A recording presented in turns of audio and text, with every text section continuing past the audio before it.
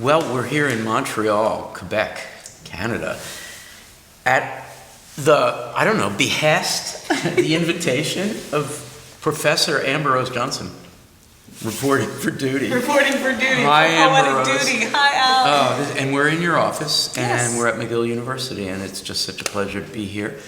Kate Colby has joined us. Hello, Kate. Hi. Laynie Browne. Hello. Sophia DuRose. Hey. And Laynie Browne, I want to note, has worked with a lot of the poems that we're discussing in a series of videos we're making and adding to ModPo Plus here in Montreal. And one of them comes from a book called Sonnets Shakespeare. And Sonnets Shakespeare is a fabulous pun on what you might expect the phrase should be, which is Shakespeare's possessive sonnet. However, sonnet is the poet, Sonnet L'Abbé. So their first name is Sonnet, so Sonnets Shakespeare is like my Emily Dickinson in a way, right? This is Sonnets Shakespeare, not Shakespeare's Shakespeare, not Renaissance scholars Shakespeare. Okay, so the book is called Sonnets Shakespeare. The poet is Sonnet L'Abbé.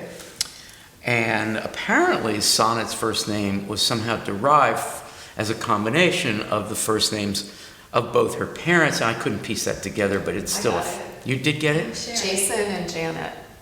Yes, but Both the last syllable of both the Sonnet. names. oh, that's, That's brilliant. Oh. wow, that's really cool. So when the book came out, and it is a fabulous book, which we would urge everyone to own, it was described by publishers and others as, quote, a mixed-race woman decomposes her inheritance of Shakespeare by breaking open the sonnet and inventing an entirely new poetic form. I think that's both great and also kind of suffers from a certain jacket flap blurbiness, because I think it's much more powerful and complicated than that. But that's a really good start. And I guess we should also note that somewhere in the biography there was the gift of Shakespeare's sonnets by parents, and because all of us probably had that same experience. So Sonnet is Toronto-born and taught at the University of Toronto and then at UBC, University of British Columbia's Okanagan campus. ModPo has some wonderful friends and connections there, and more recently in Vancouver, which I think is their home base. Okay, so we have from Sonnets Shakespeare, the book, a prose poem sonnet titled 61, which leads us to Shakespeare 61. So I wondered if, Laynie Browne, would you read the sonnet, Sonnet L'Abbé sonnet, and I will read the Shakespeare sonnet, Okay. 61. And sonnet first. Yes. Okay. I sit at the screen, hoping you will FaceTime. Should I delete your image? Should I keep tabs open? Maybe you're a douche avoiding any reply to my emails, but you said sometimes you're just prohibitively weary. Like this 90? Does it fetch your desire? I'm very close to deleting your number, asshole, but ladies like me will be your bootlicker if you're nice. Why not even a smiley face? You're shady, I know it. I must like to suffer these degradations. Are you mocking my selfies, ghosting me? Is it apathy or your spirituality that thwarts your ability to hit send? Shelter from the suffering is all I hope for. And you're from my hometown. I noticed on your MySpace that your drummer bailed. It's not totally prying to find out your shows and games and idle bullshit on a public platform, is it? Answer me. Together, lovers cope and navigate an unsure world. My faith, not my jealousy, is what's owed acknowledgement here. You got love, even though your music, honey, is not so great. It is my love that keeps me interested, even though your likability wanes. I keep a mental inventory of moments when true love broke through your attitude and know that fundamentally you are sweet. It just doesn't often show. A little companionship is all I ask. Lately, the watchman, or whatever the name is for the guy who sits at the desk in the foyer downstairs, has been watching me. While you chill somewhere with your phone turned off, Why don't I just walk to somewhere else, wherever the foyer guys the romantic lead, and I'm the fair, long-suffering heroine whose life is about to change forever, but she suffers just a little bit more before living happily ever after. William Shakespeare, Sonnet 61. Is it thy will thy image should be open, my heavy eyelids to the weary night?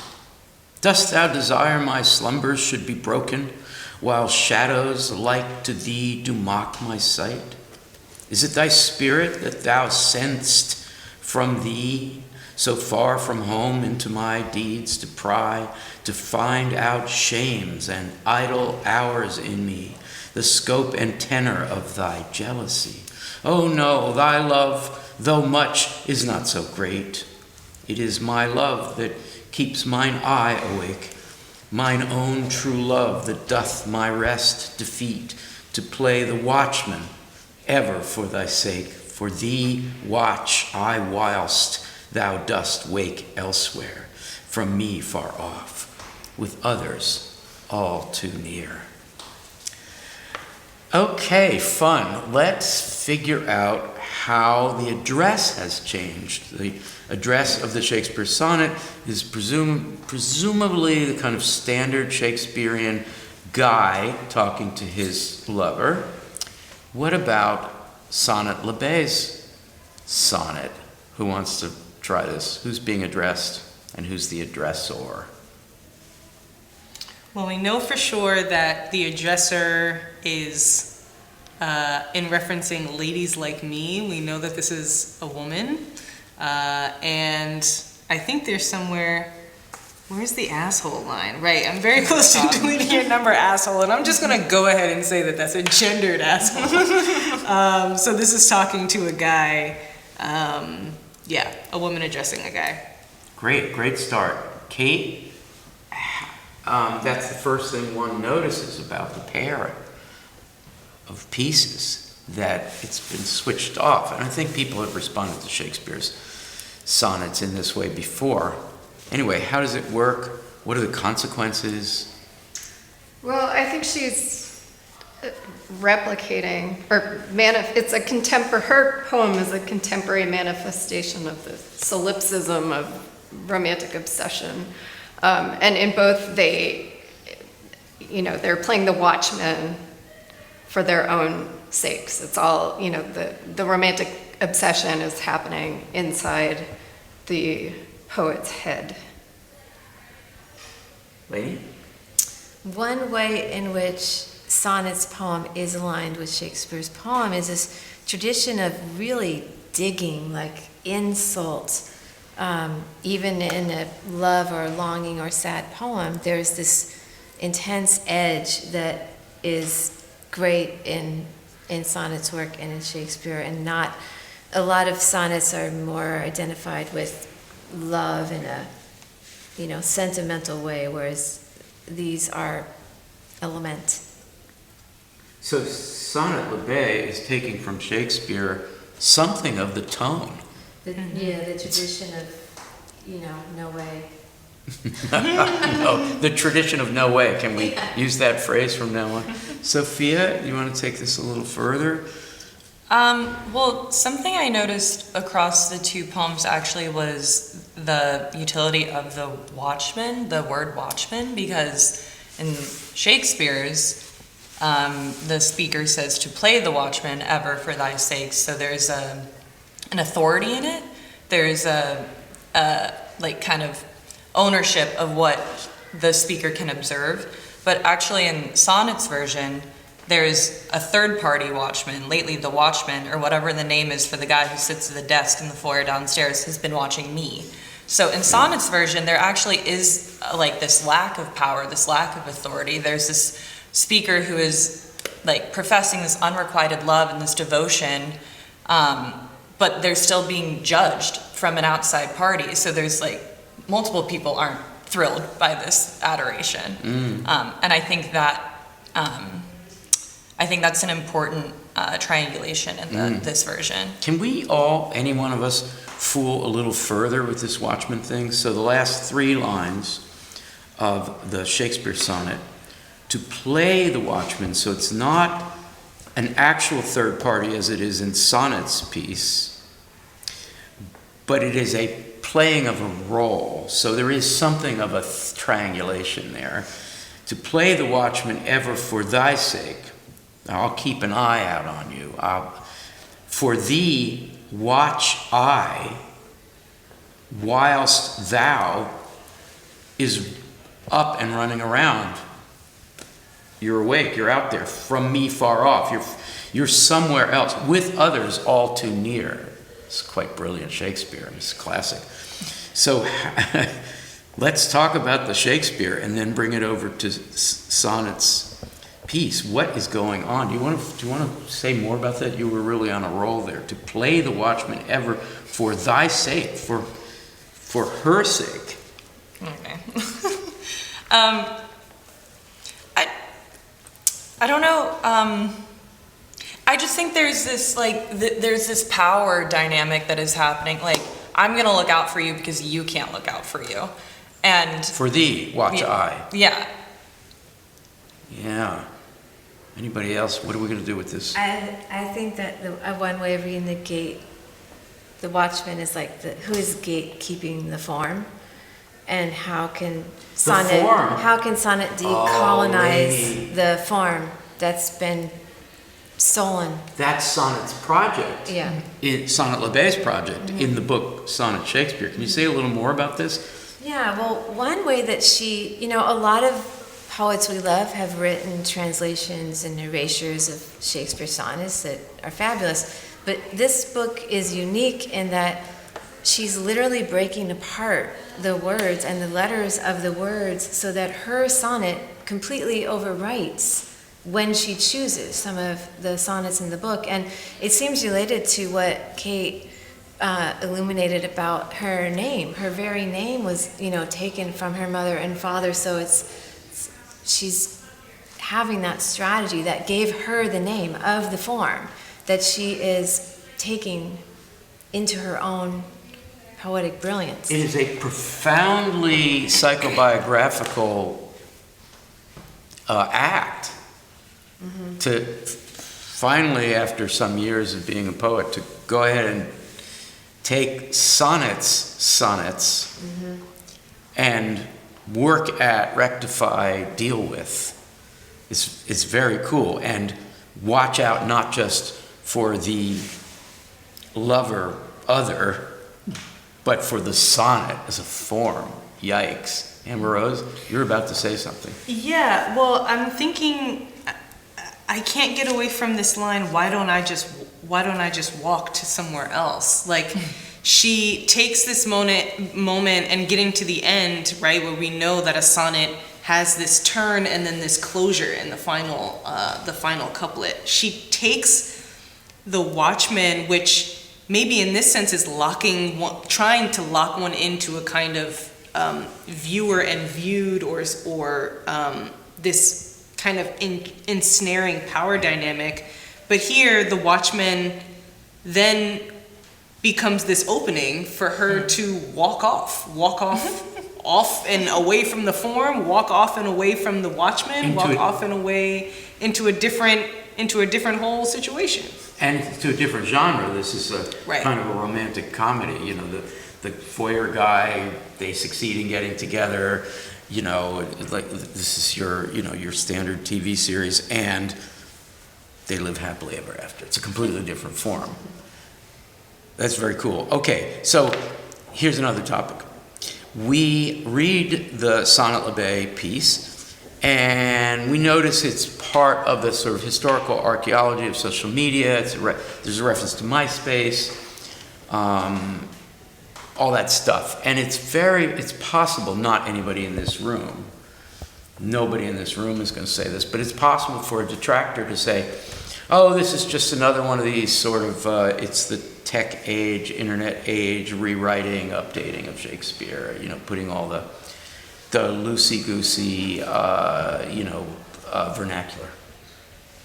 Nobody here would say that, and it would be dead wrong. So let's consider the first two lines of the Shakespeare and the question of the image, and then move over to the screen, right? The text screen that we get in the other. Okay, so the sonnets, Shakespeare's sonnet opens with, "Is it thy will thy image should keep open my heavy eyelids to the weary night?" Now that's pretty cool up to, 1994, but after 1994, that means something completely different. So let's first try to read it as pre-internet. Is it thy, let's just paraphrase it. "Is it thy will thy image should keep open my heavy eyelids to the weary night?" What's being said that? Pre-internet, what's being said there? Should I still consider you? Are you just messing with me? I think also, do you want me to be losing sleep over you? Yeah. Like, Yeah. are you intentionally Yes. trying to crowd my mind and keep Yeah. me up at night? Yeah, and image There's some irritation. means, it's an irritation. Image means what? The thought of you. The thought of you. And in the Renaissance, image did mean something pictorial. There was a lot of iconography going on there, and so Shakespeare is not just referring to a pre-internet sense. He is kind of referring to an internet sense of image, right? But let's just take it to mean pre-internet, the thought of you. Okay. Now let's do a post-1994 reading of the same Shakespeare. Here we go. This is your thing. Sophia. "Is it thy will thy image should keep open my heavy eyelids to the weary night?"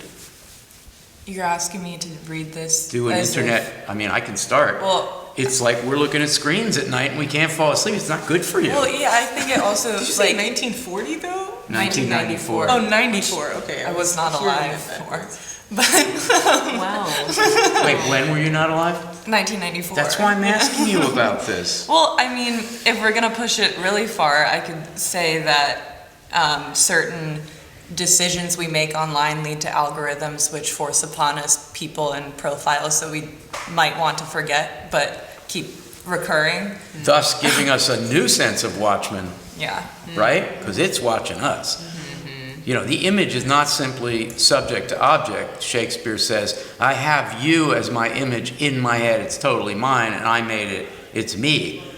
But, we're not very far from all that stuff getting under our skin so that it produces its own imagery.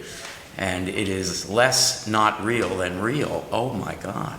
Anybody want to do a post-1994 reading of that amazing first couplet? First line? It's not a couplet, sorry.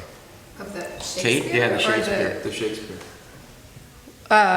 Well, it is frequently said that the images we see on social media are a projection of self-image, that it's a created, curated image, whereas with Shakespeare, he's talking about, not one-to-one, but the image stands for the person, whereas Right.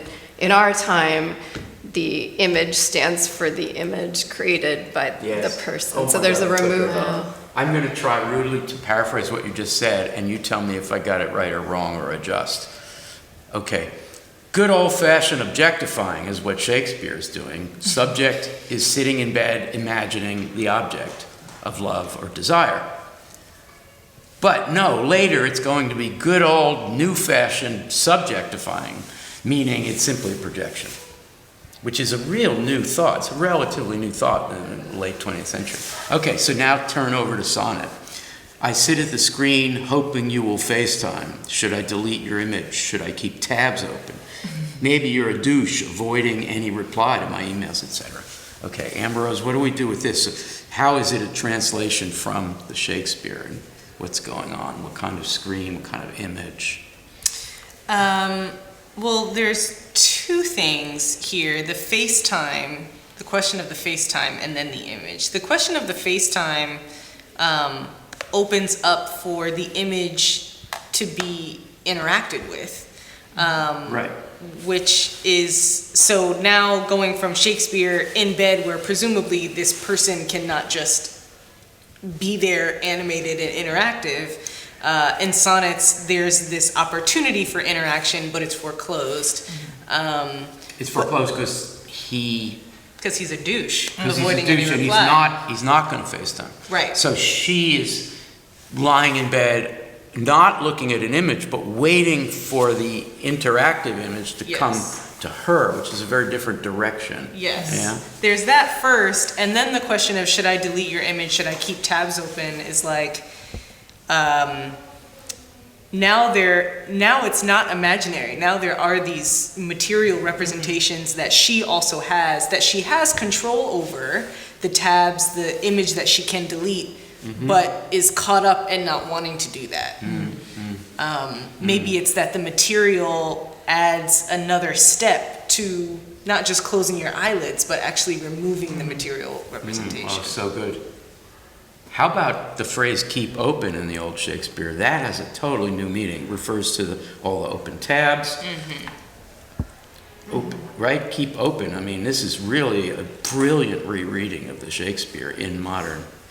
Okay, let's go around a couple of rounds here and just add some more thoughts about, particularly the language, sonnet's language, that is L'Abbé's language.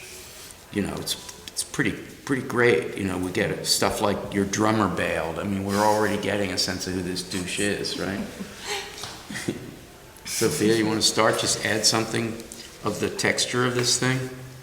I think to Amber Rose's point about this material step in this adoration, the line, "It's not totally prying to find out your shows and games and idle bullshit on a public platform, is it?" Because that's a great question. Because Why is it a great question? I think it's a great question because it calls into question if the existence of an online presence could be a projection, some sort of palliative. I look better online than I do in life. But what if you don't look good online either? you just are a douche then. And I think it's funny. Love that. Kate, you want to add something? I've just been wondering why she's repurposing Shakespeare at all in these, and how. So there's a she here, but Sonnet L'Abbé is going to be a they, them. Yes, I'm sorry. But you're not Why referring to the she that's in the narrative, you're referring to the poet. Correct. Why they wanted to upcycle Shakespeare's language in this manner, and how when I look at them side by side, you see the kind of constancy of human emotion between them, between times that they put out here, manifest here. I'm going to ask an unfair question of you, Kate. So toss it away if you don't want it. If you had a choice between saying this is a devastating negative critique of what Shakespeare's Guy is narrating, or it's not a critique, it's actually furthering it, complicating it, but is constructively indebted to it. Yeah, I don't read it as a critique. I read it as an update, really, and a deepening of the mechanisms of self watching that we do when we're in love, and looking out for signs of the lover that our time facilitates. We have so many more tools with which to do that. Thank you. I can almost hear the Shakespeareans here. Do we have Shakespeareans at McGill? Oh, definitely. Yeah. I can almost hear the Shakespeareans in the hallway wanting to bust into this room to say, we knew that Shakespeare was very modern. We knew that Shakespeare understood the postmodernity of image. We knew that Shakespeare, among only a few other people, had the sophistication to think about modern subjectivity, and Sonnet L'Abbé is proving that to us. Mm-hmm. Would you be okay if they busted in here and told us that? That'd be fun. Maybe, I don't know, I don't hear any footsteps. You? All right, I would have welcomed them in. Yeah. Do you want to say more about this? Well, I mean, I'm thinking about the word spirit that's in both poems as a way to also talk about this question, what's the spirit of the Shakespeare sonnet and the spirit that L'Abbé is bringing, and how they're different and how they're similar. So we have, is it thy spirit that thou sendest from thee so far from home into my deeds to pry, and so on. And that connects to this question of spying on social media and so on. But in the Shakespeare sonnet, I feel like there's this victim attitude, like, oh, you're keeping me up, or you're trying to hurt me. You're so evil-spirited that, you're in my face. Whereas I feel like the speaker here has more, just as much edge, but a lot more agency and mocking of the person and mocking of the self. Like, why am I hung up on this person who's treating me bad? But when the speaker says, is it my apathy or your spirituality? I mean, think about the way that the word spirituality is used now as opposed to the word spirit in Shakespeare's time. And she's almost making fun of this whole idea, like, you're so spiritual you can't touch your keyboard. I want to add on this and also kind of build from your thought, Al.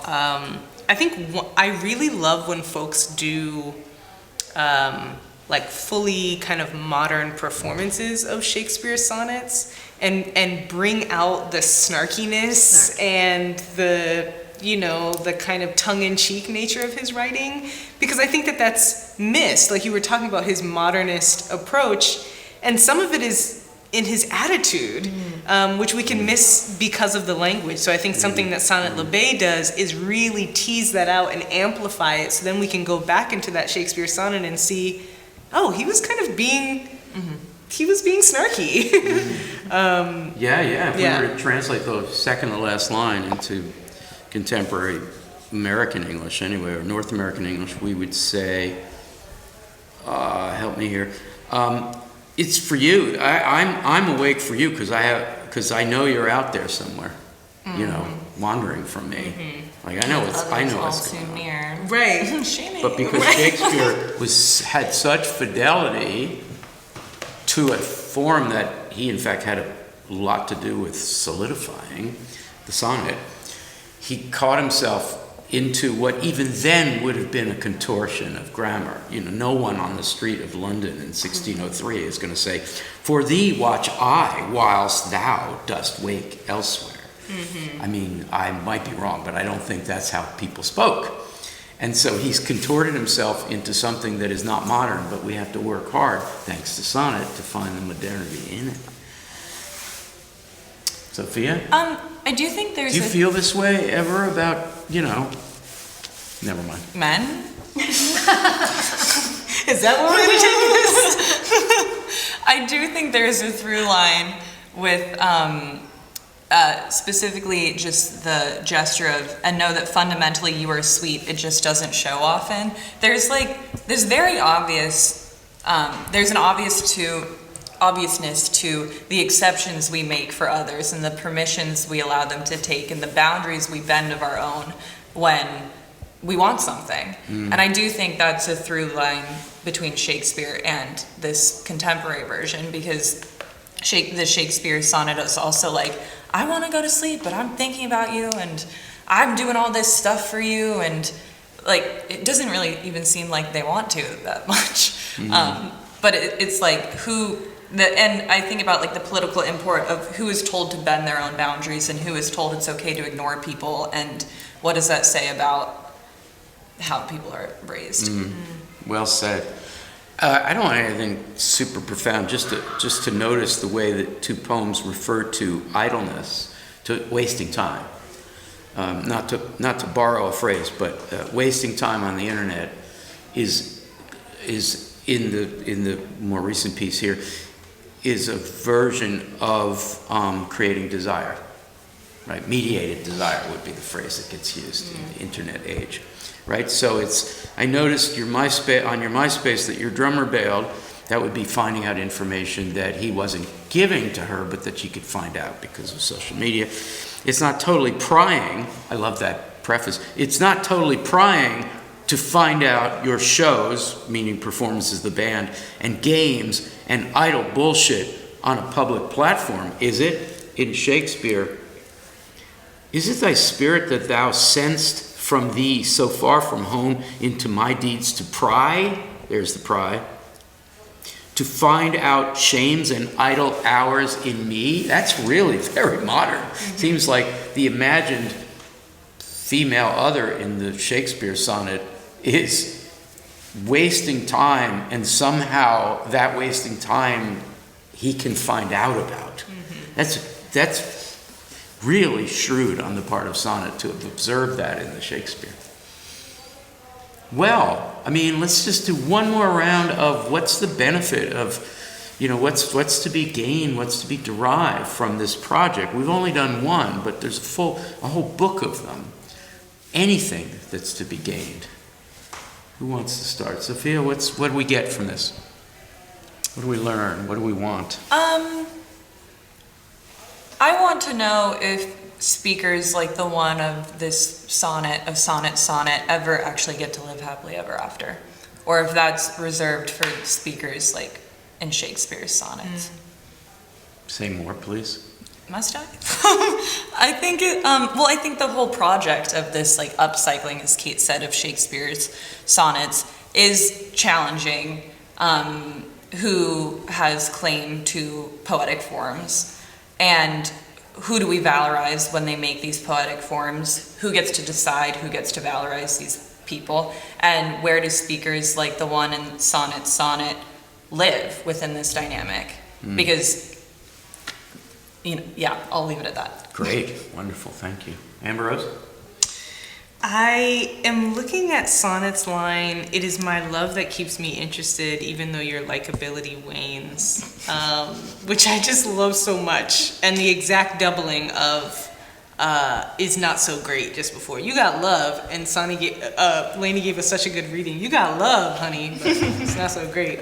But thinking about this love that perseveres despite the likability, and there's something persevering, there's something that's preserved from Shakespeare's sonnet that continues, though the language shifts, the tone shifts, the character shifts, but there's something about this kind of internal wrestling with desire and the complicated messiness of being in love, with others, entangled with others, with emotions. Yeah, that's so well said. That continues. Yes, so, I mean, I'm not going to forget that we have two more turns to take in the discussion of what we get from this.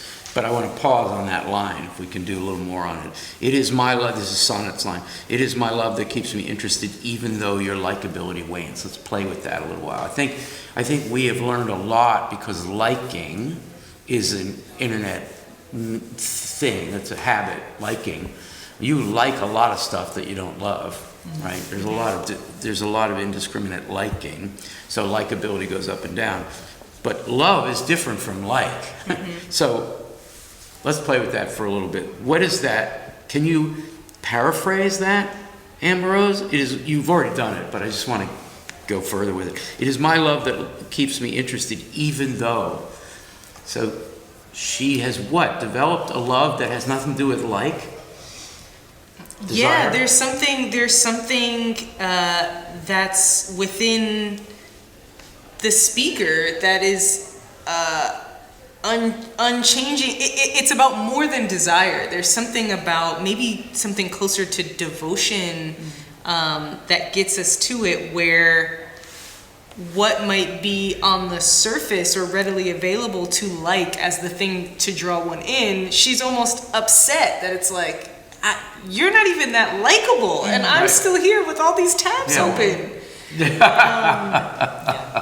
Who else wants to add to that? It's my love that keeps me interested, even though you kind of suck. Like, it's not our shared love. It's not our commitment to each other. It's I have something and I need a vessel to put it in because it's too much for me to just have. And I guess you'll do. Right. Like, so many of Shakespeare's sonnets also are wrestling with love, the way that love perseveres or doesn't, what it withstands, what it can't withstand. So I think that overall subject is something she's also pulling. I mean, it may refer to the issue of the image, thy image, because one can love, lust for, get excited about, and genuinely love an image, but behind the image is a real person who's a jerk. So the difference between image and reality. Kate, Laynie, any further thoughts on the love-like thing? I love the, sorry. Likability. Public versus private metrics. So it doesn't matter how the public sees the person on social media. The speaker is privately unwavering in devotion, as Ambrose said. Kate? Well, you asked Ambrose to paraphrase, and Shakespeare paraphrases. Thy love, though much, is not so great. It is my love that keeps mine eye awake. So That's it? That's it. Abbé is directly engaging that idea. Yeah, and what's cool is the way we read the word great in Shakespeare and English is typically large, significant, and monumental.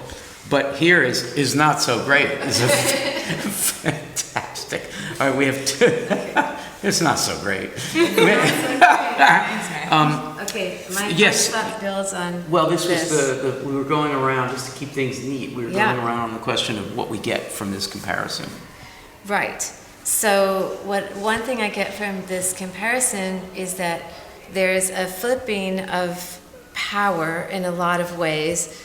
There's a note, you got love even though your music, honey, is not so great. She's basically saying, I don't love you for your talent because you don't have any. Bringing to our attention that the speaker of the poem is the author, the one in power, the one with the talent. Lovely. Flipping it. Kate, what do we get from this comparison? Just to build on that, I was looking at how they end differently. In Abbé's, the speaker walks off into the sunset with this fantasy of the watchmen that they've created, whereas in Shakespeare, the object of love had a great night's sleep. She wakes up somewhere else. So he's sort of stuck there, rooted in that obsessive torment, whereas Abbé has kind of scooted the love object off to the side and reclaimed the agency of the relationship. Nice. I dare say we could have a conversation this detailed and this interesting, I think, of any of these pairs, and I would recommend, obviously, that people buy the book and get out your Shakespeare and compare them. Okay, so now finally we're going to cross-index, because where in ModPo, a course on modern and contemporary poetry, does a reflection on the sonnet possibly fit? So let us just, all of us, popcorn style, just toss out some references, some other sonnets or some other remakes of sonnets that one might encounter in ModPo thus far. Tell us more. Harriet Mullins has worked with some of the Shakespeare's sonnets. I wish I could quote it because it's so good. Maybe somebody else can. But she plays with my Mistress Eyes Are Nothing Like the Sun. There's picnic tables, and there's red checkered, and there's somebody throw out a line. There's Shakey's Pizza Parlor. Is that right? I know. I want to say a line, but I don't want to get it wrong. So I'm gonna but it's genius. Yes, We love the it. record shows that one wants to look for Harriet Mullen. Okay, another? Who's got another? Bernadette Mayer sonnet. Bernadette Mayer. And what does Bernadette do with the sonnet typically? Not write a traditional sonnet, that's for To be sure. I mean, there's I think the most famous one. You jerk, you didn't call me. You jerk, you didn't call me up. I mean, that's totally relevant to Yes. this one, right? That's the first line of a sonnet by Bernadette Mayer. Any others? They're just all the poems that use formal constraint and procedure to generate themselves. Yes. Such as Claude McKay's If We Must Die, which is a sonnet, a Shakespearean sonnet that is hiding inside the formality and traditionalism of the Shakespeare sonnet. It's a perfect Shakespeare sonnet, the way it rhymes in the meter, and yet it's a Trojan horse effort because it's about essentially counter violence against racist violence by police or state or citizenry. So that is using the sonnet as a weapon against what you expect a sonnet to be. Any others?